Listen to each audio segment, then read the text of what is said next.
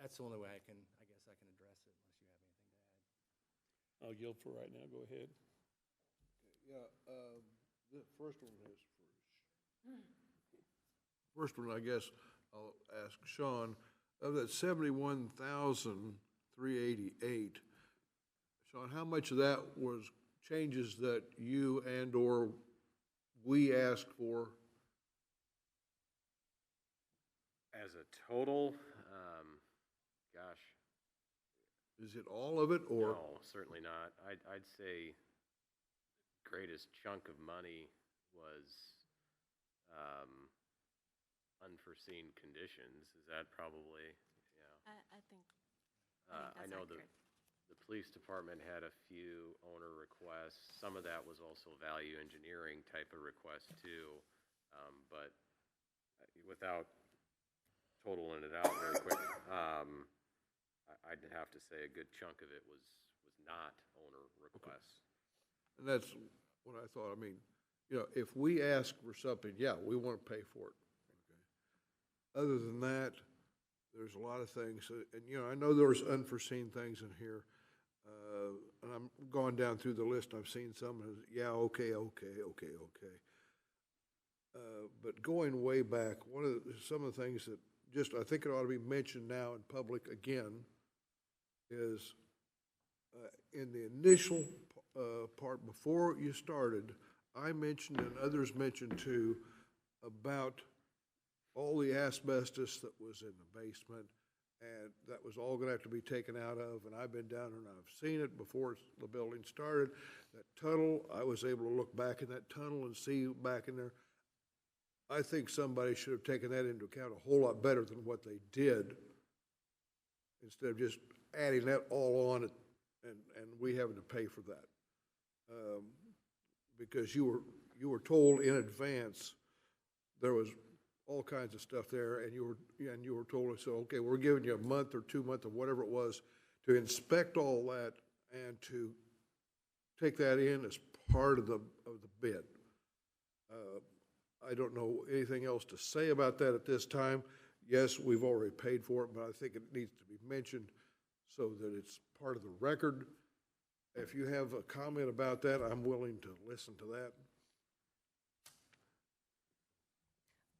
Well, I did want to mention that we are not including that in our ask, in the overall amount of our ask. Yeah, I realize that. We've already paid for that. But we are not asking for additional services for that particular unforeseen condition. Yes. Just wanted to put that on the record. Thank you. I understand that, but I was just mentioning it because this is something that's already been taken care of before, but it was something that I felt it was a big deal, and I just wanted to mention it so it's out there on the record. And other than that, yeah, there's some things I see on here that are definitely things that we owe for. Others are a little questionable, but the Sally Port, I think more of that should have been paid for by somebody on your end, because that was not our mistake at all, and we depended on your group who held yourselves out as knowing what police departments needed, and that ended up being a deficiency that we weren't responsible for. We left that for you guys, and then we ended up paying another $150,000 for that. So, other than that, the building's beautiful, police department's beautiful. A lot of things are really good, and we thank you for that too. Anything else? Any other questions, concerns, comments? You made the Ma'am? comment that you don't have a contract with the builders. And so you can't collect on the extended time that you've put in on the project. Do we have any options with the contractors? No, typically, well, as an example, like the water project, typically there's a liquidated damages section in there that speaks to extended time frame. That has a 0 in it. was what was provided to council from the architects. It's an AIA architect agreement. That was left blank. That was what was ultimately approved. So there is. Somebody just missed that in the, No, or I don't- made the conscious decision to leave that as a 0 and we accepted it. Yeah, the notion was at the time that by removing liquidated damages, that would help decrease the overall cost of the project on the onset, because contractors will typically include that within their base bid price. So that was the logic that was suggested with So that. there is some amount of shame on us for that. I don't know if it's so much shame necessarily. I would say that of any of the other projects the city does, we carry liquidated damages. This one in particular, it was,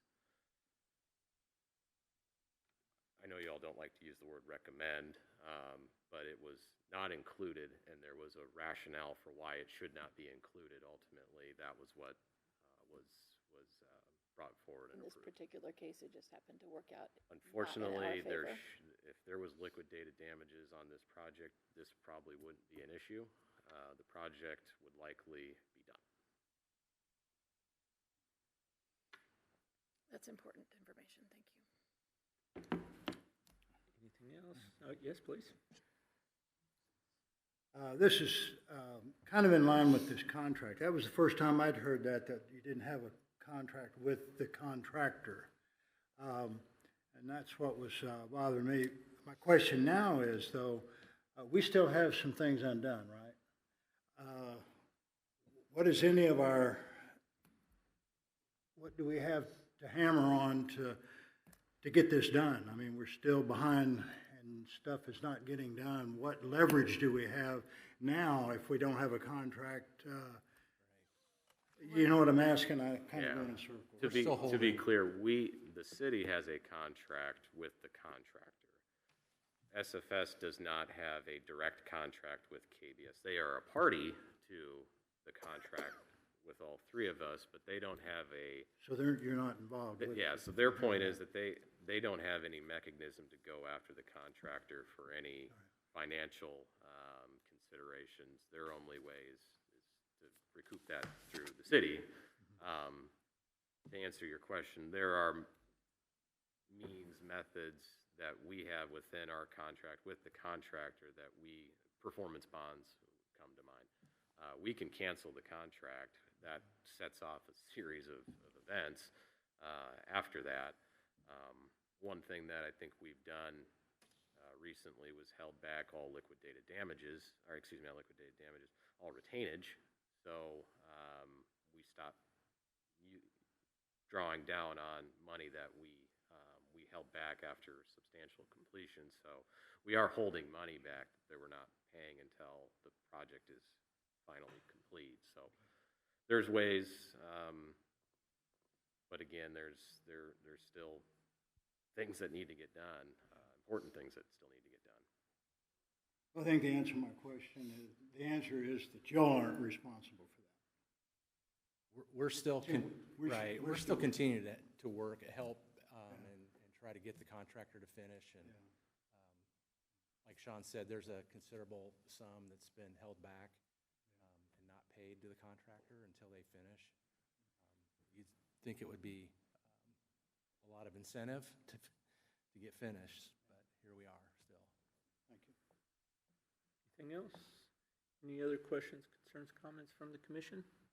We have a motion on the floor. Vote, please.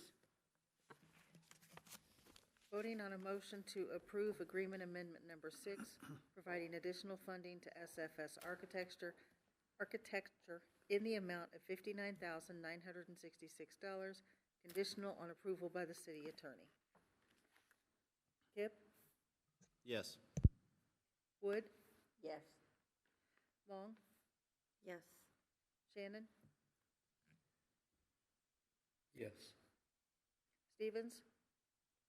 Because of my issue with the extended construction administration, I don't think that should be requested. I'm voting no. Gurley? Yes. Thompson? Yes. Reeves? No. Motion carries 6-2. Thank you for all your hard work. Appreciate it. Moving on to item number 9, public use request. I'm sorry. Oh, you wanted to say something? Please. I do want to thank you as well. I did have there was one other item that was the allocation of the tax deduction. And I just wanted to make sure if there were any questions about that or concerns, I could answer those as well this evening while we're here. Do we need to have wording involved? I think that you can certainly make a motion to the effect to authorize the city manager to do that as part of this item. Again, the reason that that's on there as part of this was somewhat of that consideration that we're talking about a complete financial consideration here, so.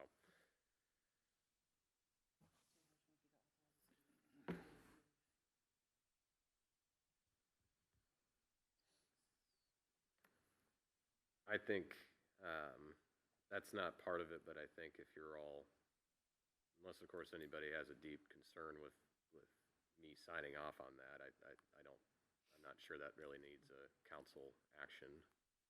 I just know that you all know, at the end of the day, there's no consideration with the item that has been approved, which absent it being included in there, I'll go ahead and sign off on No getting that done. financial impact to the city. So Correct. sounds as if there's general consensus to move in that direction. Moving on now, thank you again. Thank you. Moving along now to public use request for Tiblo Days 2022. Staff?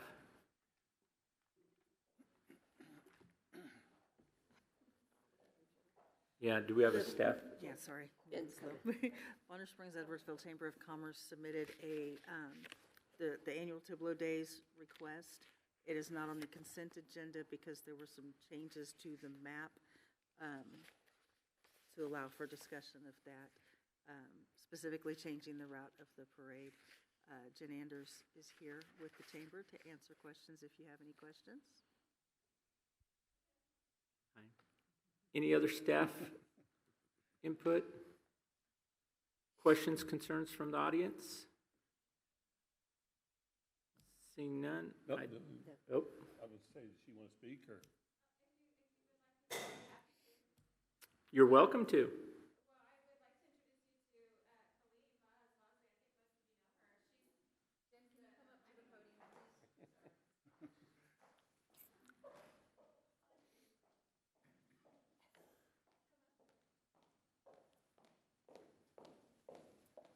Mayor, Council, Jen Anders with the Bonner Springs Edwardsville Chamber of Commerce, and joining me today is Colleen Bosley.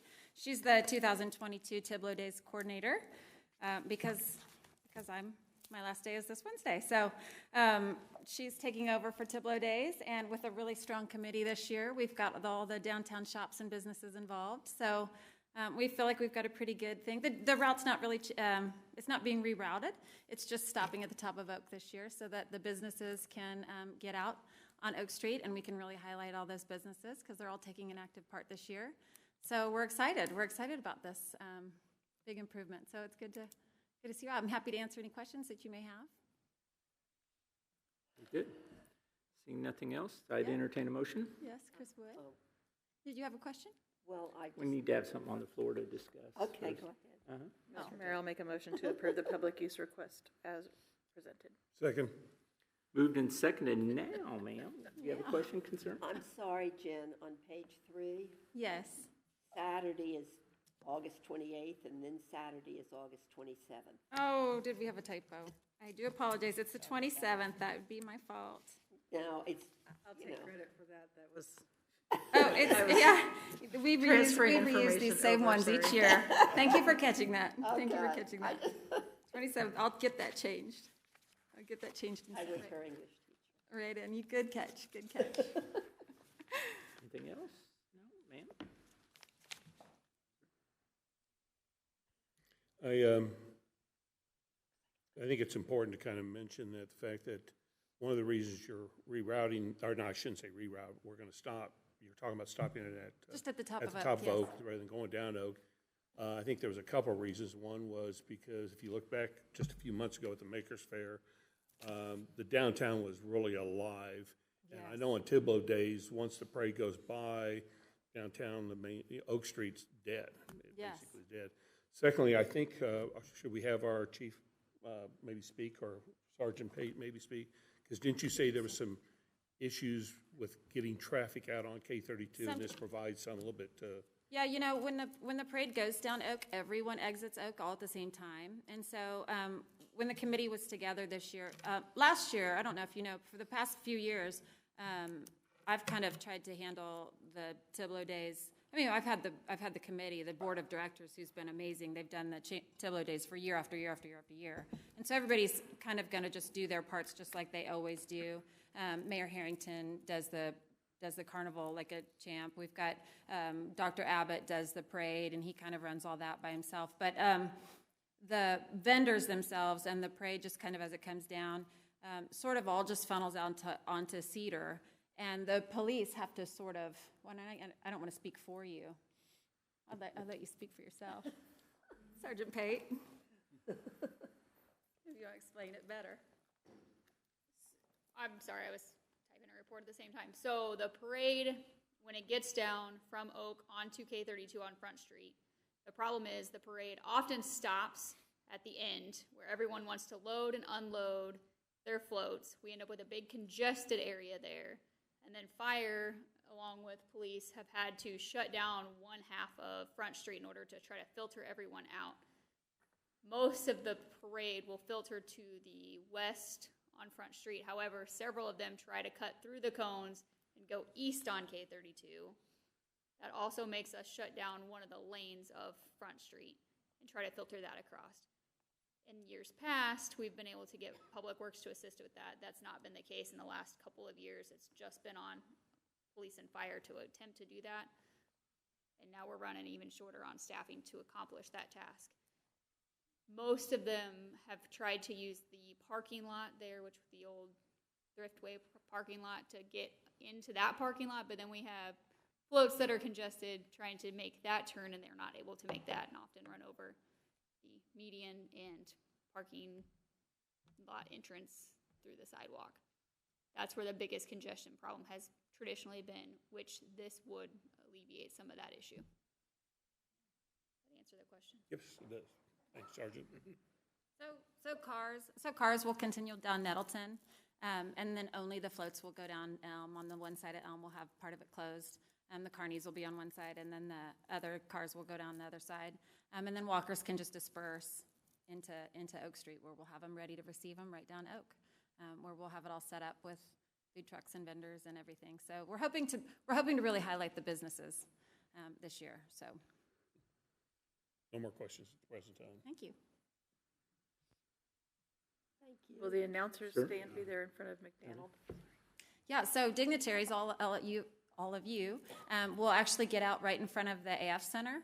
We'll have the bleachers there instead, and hopefully all in front of McDaniel. We'll have a lot of viewers in front of McDaniel. We're also going to have an information booth set up there in front of McDaniel, so all of the viewers and attendees can get a lot of information there and shake hands. The mayor can shake hands and kiss babies and see everybody right there, take pictures and do all that stuff.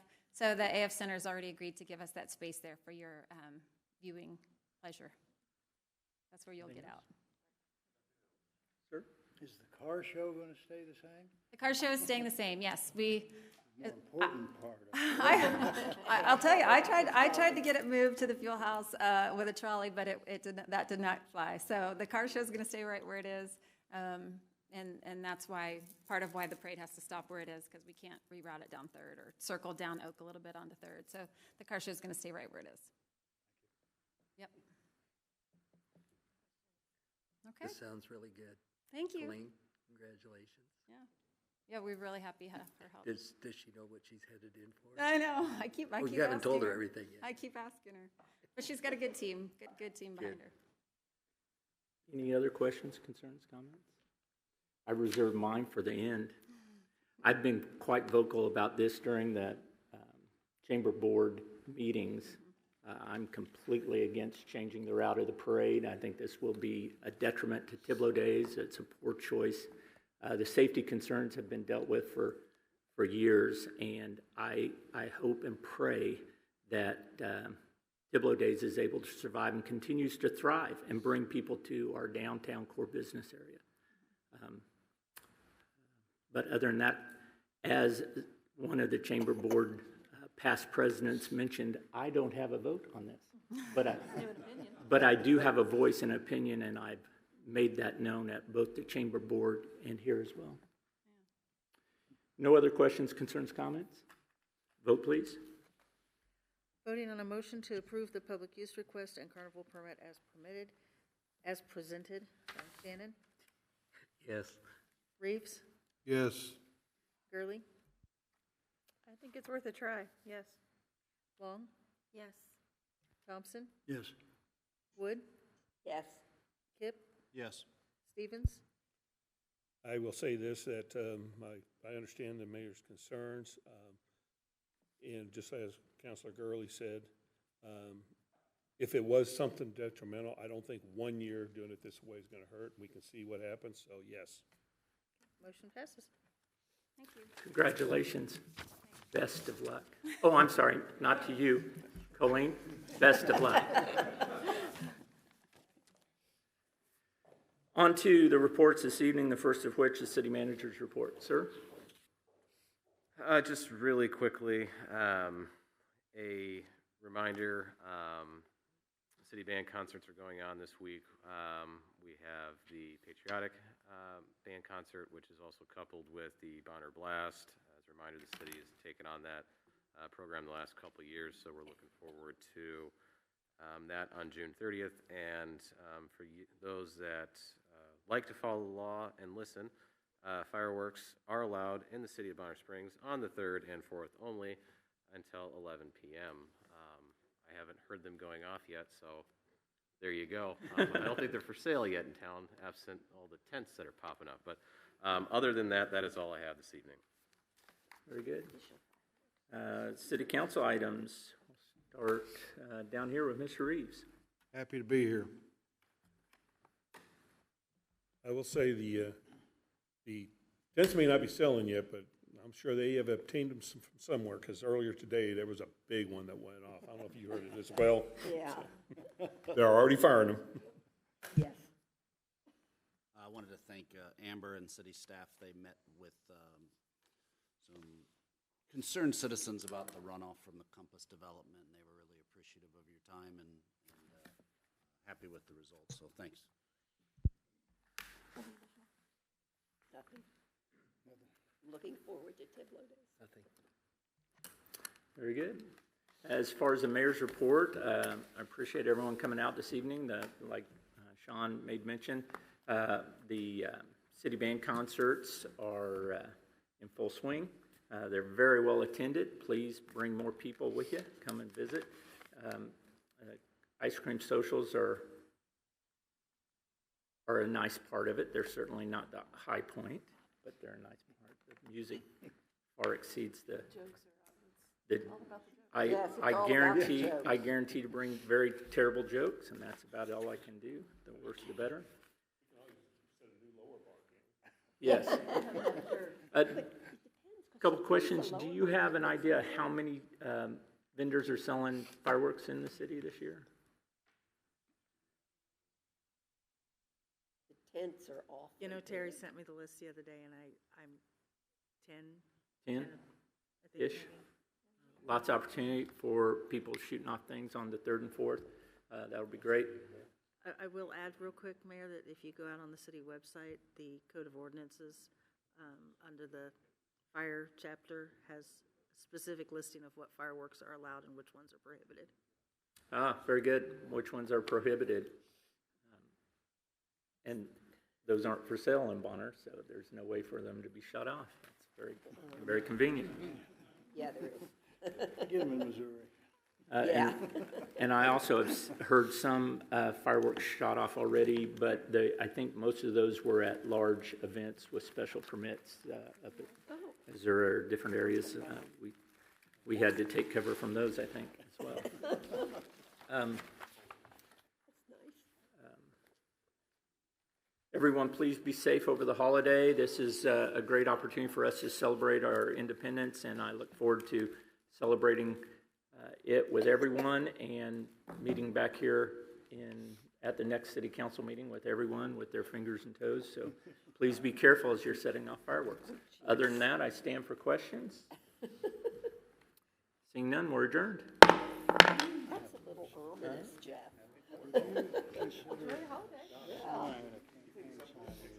That was I really have one of yours already to put in there, and I'm going to do it closer to the election.